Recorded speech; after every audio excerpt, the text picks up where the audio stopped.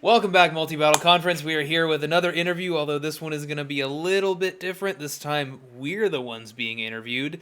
So it's way more awesome. I, well, I mean, we're involved either way, so that's pretty cool. But we are being interviewed about the best team in the league, so that's. Yeah. Anyway, we have Allan and Hector on the line once again of the SoCal Cheek Drillers. They're going to be interviewing us about our team. Go ahead and take it away, guys.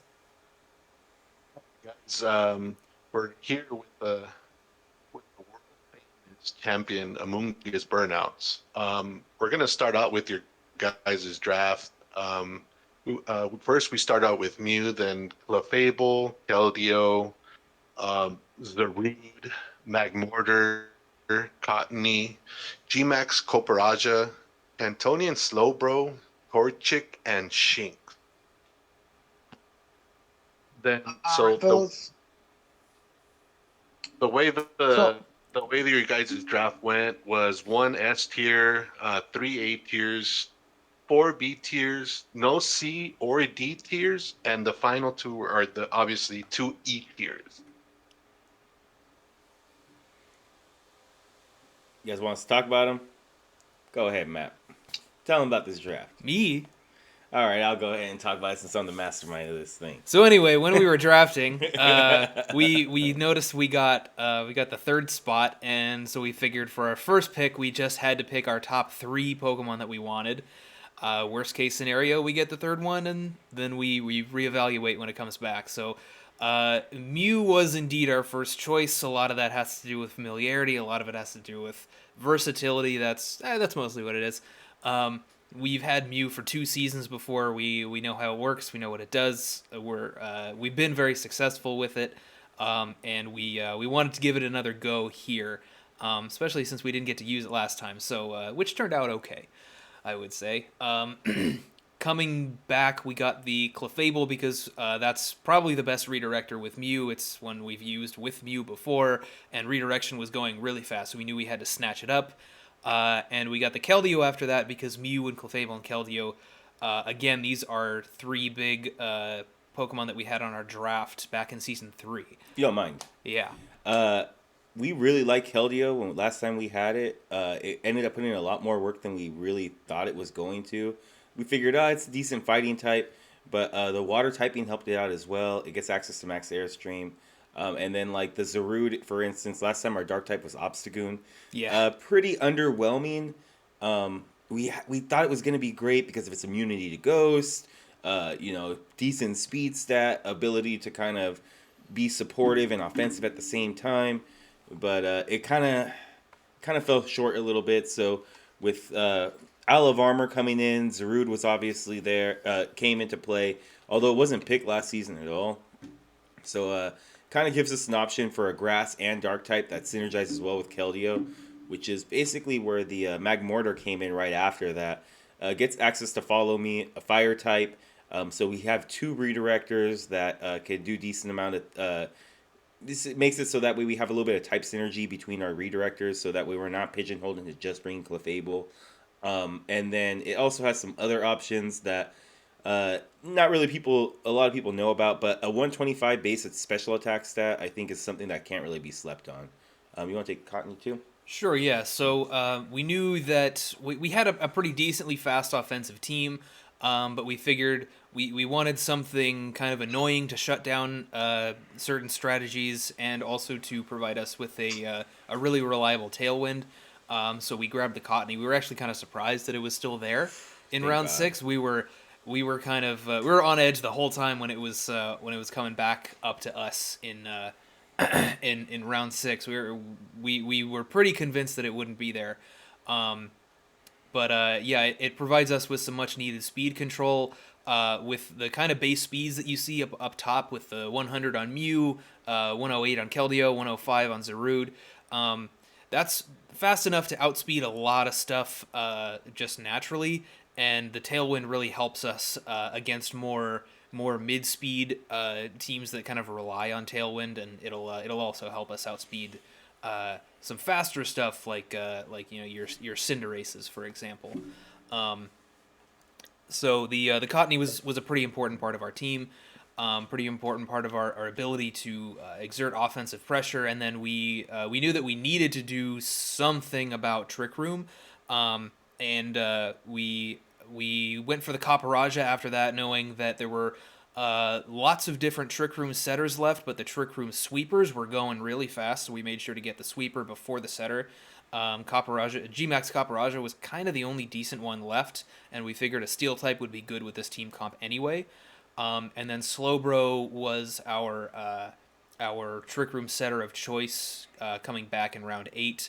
It was kind of between the Slowbro and the Kofagrigus or Runarigus.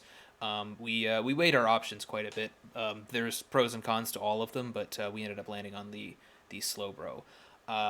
And for a good while, we knew that this was kind of the team comp that we were going to go with, or the draft composition, I should say, that with the single S tier, 3 A's and 4 B's. We didn't really see anything of value in C tier that was going to work well with what we had already drafted or been drafting or planned on. So we decided to go for those B's and then just film those last couple of slots with the E tiers. They're not, they're E tiers. They're probably not going to do anything, but we at least picked a couple of E tiers that maybe kind of sort of could do something like once, but probably not. So Yeah. those ones didn't really matter too much. If I were to redo anything on this particular draft, maybe push the Zarude pick a little bit further and try and grab our Trick Room Sweeper a little bit faster in like the 4th round. We really like the Scavalier. As we found out, a lot of teams really like the Scavalier. Yeah. So I think probably the proper spot to go for that would have been like between the 3rd and 4th rounds to really nail that. We thought Zarude might have been on a few other teams' maps, actually your guys' team included, because we felt like dark types and grass types were kind of at a premium, especially in the A tiers, because a lot of teams needed them and still had a lot of points left to spend A tier picks. You guys actually ended up grabbing an A tier pick in Rotom Mo. That was a grass type, so that kind of like made us wonder a little bit, should we have held off? Should we get it? But overall, I think I like the draft overall. I think it ended up being all right. Caparaja Gmax is going to be a force to be reckoned with. We can't wait to use it. So Yeah, it's got a lot of different options, a lot of fantastic synergy, a lot of stuff that we're familiar with. Yeah, I think it's pretty excellent. Alan, if you want to go through the grading metrics for them. All right, fellas. So for drafting, we gave you guys a B plus. I think your upper half of the draft was there were some really solid picks. You got the Mew that can do pretty much anything. The Clefable, Keldeo, Zarude, they have like a neat little core together of fighting Psychic Dark, as well as that fairy typing, as you guys would like to call it, the cherry on top. Some good components in there as well, such as an extra Follow Me user. You got the Tailwind, you got the Trick Room components in there. Let's see. And you guys rounded it off with those 2 E tiers, like you guys said, probably not going to do much, but I think you guys built a really solid core of 4 mons, and you guys just rounded it out with those extra components. So that was pretty nice to see. I honestly am quite a fan of that 4-mon core. And as for synergy, we gave you guys an A minus. There's some neat little tricks that you guys can pull off on there. I see you guys. I think those mons synergize pretty well together. Who knows what you guys will come up with. But yeah, you guys have that Fighting Psychic Dark core, as I said, and as well as that Fire, Water, Grass core. And you guys have just have like a lot of things that kind of work well together. Keldeo, Zarude, they can come up with some decent little things together. And as for threat level, we gave you guys a B minus. So aside from like the Caparaja, right, that can like just come in and just start wrecking things if it's under Trick Room, nothing on the team kind of screams like there's nothing on the team that's like immediately putting out like offensive pressure. I feel like I guess aside from the Keldeo, but I feel like most of these mons would want to like set up first and then start pumping out damage. Which is why we went with a B minus for you guys. But I think the team is solid enough overall where you guys can like go the long game and then just set up, start dishing out damage. You know, you guys won't take as much damage, and you guys could like win that way. As for versatility, we gave you guys a B minus. Again, going back to those that upper half of the draft, those bonds work so well together, and I see multiple ways for you guys to run those Pokemon. For the bottom half of the draft, I feel like they're kind of like at least we felt that they were kind of like not sort of one dimensional, but they don't have as much to offer in terms of versatility. Like Hack Mortar, you know, yeah, that's a good mon. You know, can double up as a follow me user, or you can just go on the straight offense with it with like a choice specs there or something. Uh, Cottony, Capraja, Slowbro, you know, they have their things that they want to do, and that kind of brought the versatility down just a little bit, you know. But it's still really good overall, you know. Those mons aren't nothing to sleep on, I feel, and that brought you guys to an overall of a B plus. I am looking forward to seeing great things from you guys. I'm a fan of that form encore, as I probably said already. But I think you guys will do great things with it. It's good to see you guys have Mew once again after we sniped it from you guys last season. Mother Hubbards. Can't believe you. The pros and cons? Cons. You guys, Alan noted you guys have a strong selection of high tier mons, psychic, dark, fighting. You guys have two modes. You guys have obviously the good speed control, and then the redirection, I think, would probably be your strongest one. With the Clefable is, you know, if the other teams are gonna try to set up, you guys bring Clefable unaware, you know, it's gonna ignore all that. I think that was a pretty good pick.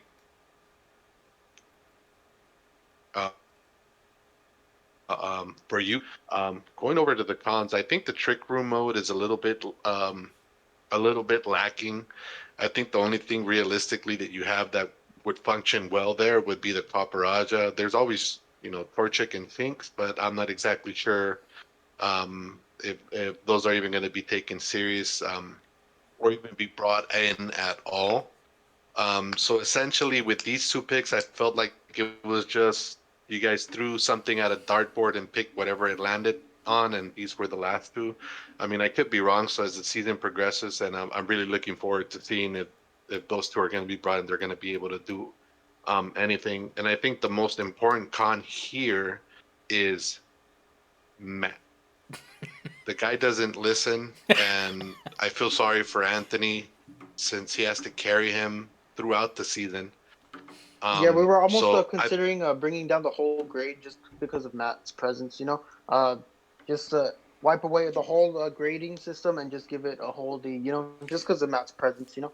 I mean, I appreciate you yeah, guys for so not doing that, and I would definitely understand if you guys wanted to do that. I would be understanding in why. honestly, I almost want to start a GoFundMe so we could send Anthony to the hospital after the season so he could have his back checked out. Um, but I know you guys have a lot has changed throughout the season since you first started. I know when Matt initially brought it up, he was really pumped up about it, and seeing you guys play for these last few seasons, and you know, eventually building up to what, you know, you guys winning it all last season was a really good thing to see. So I'm really excited to see what you guys are going to be able to do this season coming up. I do have a question for you guys, by the way. Hmm. That Zarude pick, I'm pretty sure you guys are the first team in the league to play with Zarude. How do you guys feel about that, Mon? Do you guys have any expectations for it? And are you guys excited to use it? I'll let you go first. I want to answer too, though. Yeah, I think it's we've looked at it pretty in depth.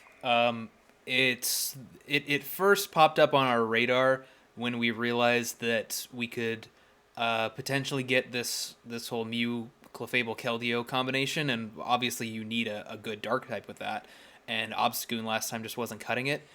So Zarude was kind of on our radar for that reason, and also because it provided another grass type. So the Keldeo Zarude allowed for the beginning of a Firewater Grass core, and a very strong beginning at that. And I think Magmortar picks up the slack pretty nicely, especially for a B tier. But when we started looking into Zarude, uh, it we were surprised by its stats. It's one of these 600 BST legendaries with slightly more optimized stats than like a Mew or a Victini or something like that. A little bit faster, a little bit bulkier, not so much on the special defense side, but it's only 5 less, so it's not a big deal. We really like the higher attack stat though. It has a lot of nice coverage, and it's not quite as straightforward as I think we initially thought it might be.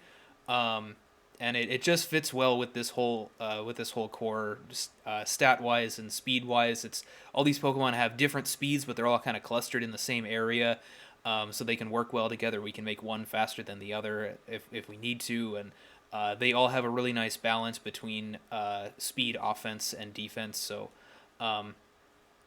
it's got a lot of stuff we can do, which you guys will no doubt see as we continue forward in the league.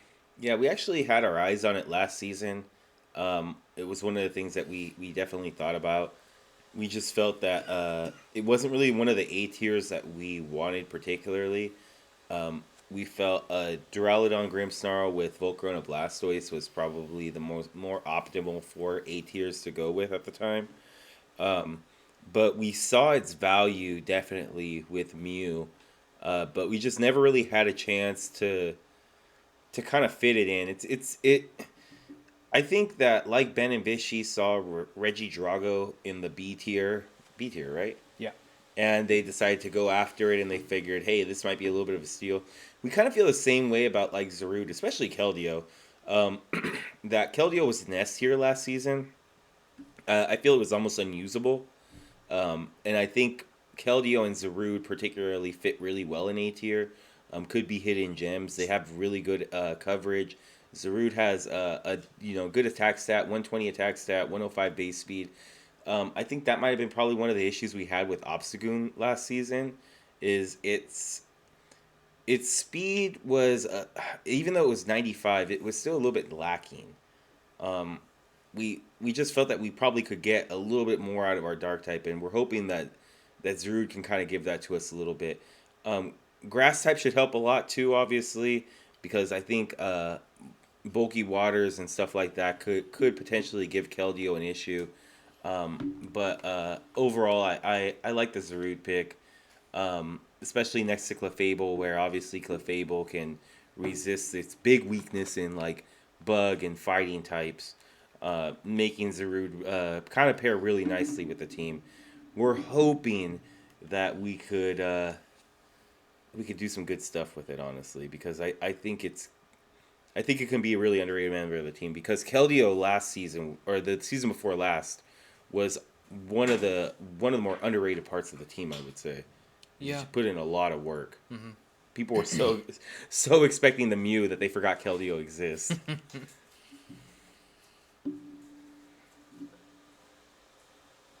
And to you guys would also be, what's up with the E tier picks? I think mostly the E tier picks are just a way. We kind of discussed this in our draft guide. They're a way to kind of supplement top heavy drafts.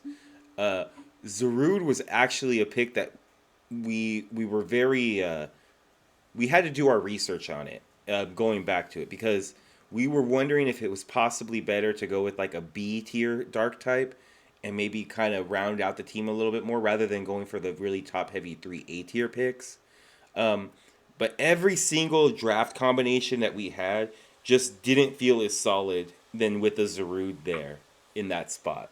So I think once we kind of figured that out, we we're more resigned to going with a more top heavy draft and going with these two E tier picks. Um, I, I wouldn't have minded if we threw these picks at a dartboard and just picked whatever. I honestly think that they're probably not going to come to 90% of the game.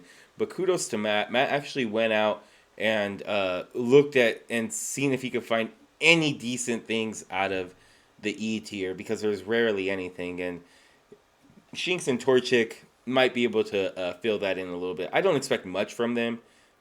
I think that the top 8 of our Pokemon are strong enough to carry us through. I think it's going to require a really, really, really good prep, but I I don't think I think that that's probably our strength at this point right now as a team is our prep.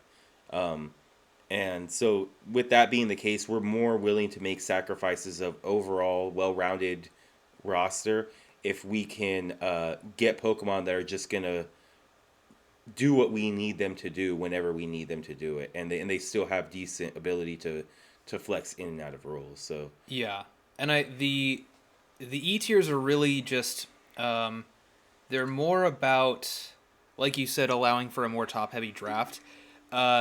When after we had picked Keldeo, there was a big gap in between our third and fourth pick, and we had some time to think about it, and we figured like for a while, yeah, if Zarude is there, we're gonna take it, and then I started looking after we decided that I started looking a little more in depth on the kind of draft structures that 3 A tiers and an S tier would allow, and I started getting kind of concerned that we weren't going to have the points to fill out the rest of our draft with what we needed, and so we compared different point allocations. We thought like, okay, what if we go with the B tier next? Where are we gonna get our dark and grass types? Where's our fire type gonna come from? Where are we gonna get? We knew we wanted some kind of a prankstermon, and we knew we needed to bolster our trick room matchup, which is where those other B tier picks came from. And we kind of thought like, okay, how many points can we put toward those different roles if we pick just 2 A tiers versus 3 A tiers? You know, how many like can we afford to pick some C tiers, and will they actually be useful? And we went through a lot of different options pretty early in the draft as to which Pokemon could fill which roles, which ones were worth the points, and which ones weren't. And we decided, you know, way back after in between picks number 3 and 4, that nothing in the C tier really made up for a more balanced draft as far as we were concerned for our particular team composition. So we could have made it work if we needed to, but we figured we wanted to be more heavy on A's and B's, and going with the 3 A's up top and the 2 E's at the bottom allowed us to do that. mm-hmm. Yeah, because the Mew Clefable Keldeo was just something that we wanted to bring back no matter what. So I think that really allowed us to dig deeper, because we wanted Zarude in an ideal world, but we had to explore every single possibility that, you know, Zarude was going to provide us once we locked in to an S and 3 A's. You know, because once you lock into that, that's a lot of points going to the top of your draft. So I think that we did our due diligence on it overall, and that we kind of had to go for those E tier picks. But we're happy with the 8 that we have. Yeah, for sure. I mean, as soon as we decided that, as soon as we finished our conversation about do we get Zarude or do we just dip into the B tiers at number 4, we eventually decided on Zarude, and we knew from that point on that our draft was going to be exactly what you see here. We knew it was going to be 1S, 3A, 4B, and 2E. Yeah. Yeah, that's pretty good. I mean, that was a pretty good explanation of your guys' picks. I'm really looking forward to see what you guys are going to be able to do. Adeline, do you have anything else from that you want to add or a Um, question? I think it's been nice to see their progression as a multi battle player. You guys started off, I believe it was season 2. I believe, I'm not sure. Yeah. You Yeah, guys made playoffs that season as well, no? Barely. I Yeah. think you guys. Let me We squeaked in. Yeah, just barely. We had to win our last see match if in I order to get remember in, and correct. I didn't. Yeah. which we did. So Yeah. So seeing that, and then seeing you guys go to almost getting to finals in season 3, and then season 4, or actually seeing you guys, I think is pretty good to see. So I'm really looking forward to see what you guys are going to be able to do. I think overall, I think your draft this time around is different than last time around, where I think you guys did interviews and then below. So it's going to be really interesting to see how you guys build around that. yeah, it feels a little bit weird going back to an S tier at this point, since we had so much success without one with a much more balanced draft. But Yeah, this isn't really that much different because we still have like last season we basically had a draft of 9 with an A tier instead of the mu up there, and then a B tier instead of one of the E's. So this is slightly right. more top heavy, but it's still got the same kind of balance going on, and I think that's a lot of what we look for, even if we're picking an S tier up It's top. pretty good. Yeah, it's a pretty good. You guys could go either way. Tailwind, Trick Room, mix it up with both. So that's really gonna have to put the other teams, basically everyone, and once you get up to on their tiptoes to see what is it that you guys are gonna. I mean, it's gonna be a guessing game as to what you guys are going to bring or which mode, or if you guys are going to combine both of them, and then they're going to have to build around that. So I think everyone's going to have to do some prep, and then I'm sure it's you guys being the champions from the previous seasons. Everyone's going to try to get everyone's going to try to do their best to try to take you guys down or take you out early. So it's really going to be interesting to see this coming season. Yeah, definitely. We're excited. We thought last season was. I feel that every season the competition gets tougher. Um, we felt last season was probably the toughest competition we ever had. I think that's proof to see that you guys even had some struggles. Being that you guys are like two really gifted players just in general, and have a really good knack for building and playing in certain situations and certain scenarios. Um, and like seeing that you guys struggled, I really felt that proved how tough the league is just overall, and I think that the league is even tougher now. So it is definitely going to be tough. I understand when you're a champion, uh, teams that don't normally think they're going to make the playoffs, you're their playoff. You know that if they know, okay, we're not gonna make the playoffs, we're playing the Burnouts. It's time to beat the Burnouts because we're not gonna have a chance to do anything else. But if we beat the Burnouts, that's all I want to be able to do. Especially because I don't know if you guys know, Matt talks a lot of crap, dude. He talks so much crap, and I try and hold him back a lot from it because of how much he talks. But I can't stop him. And it's just I guess it's that hardcore winners mentality that he has. He just needs to. He just We have needs the to. right to. Yeah, I mean at this point, but yeah. So It's nice to see you do the heavy lifting. yeah, Gonna it's go gonna to be fun fucking though. gonna go buy a fucking little red wagon for you to fucking carry Matt around all season. Um, I think, and that's and going back to that, you guys earned that. So I think at this point, you guys can say whatever you guys want, and if anyone else has anything else to say otherwise, then they could go ahead and bring it up when you guys face up in the season. So it's gonna be interesting. Exactly, Hector. Real quick, because I just want to get these questions out of the way for us because I know we didn't go over them in the pregame, which was kind of dumb of us on our part. Oh right. So don't feel bad. I'm gonna ask Matt, and then I'll answer the question back. Matt, real quick, Pokemon that you drafted that you're excited to use. Oh, Zarude. Yeah, I know. Yeah. I kind of feel Zuru too. But I'll tell you one that I also am excited about. Copper. We've seen the potential that Copper can do. It gets amazing coverage. We are excited to be able to have that on our roster now too. I can't wait to see what we can do with Copper. But I agree, Zarude is the one that I can't wait to get my hands on it. Pokemon that's on the team that might be a little bit underrated. Oh, Mew, because it sucks. Yeah, Mew's absolutely garbage, but I'll go one further. I think Magmortar. I think we're going to actually get some decent stuff done with Magmortar here. It's not just going to be the follow me bot that people think it is. It's actually going to have legit fire coverage. We're going to actually get some good kills with it. People better watch out for it. It's got more than that, too.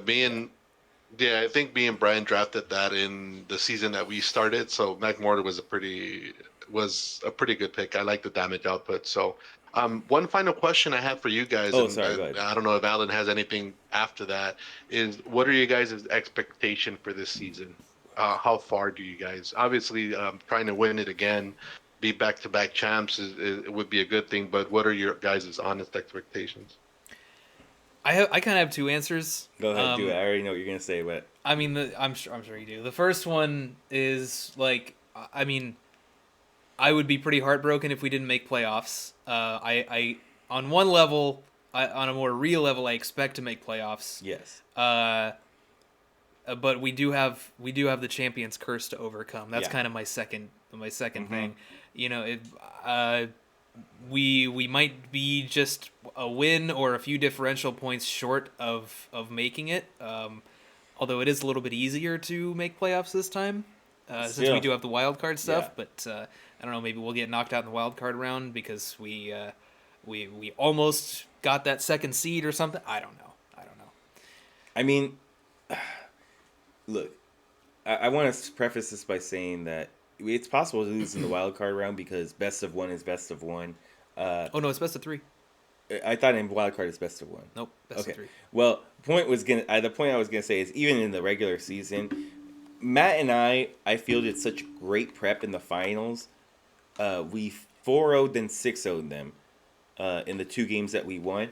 But all it took for them to get was to get one double protect to take one game off of us.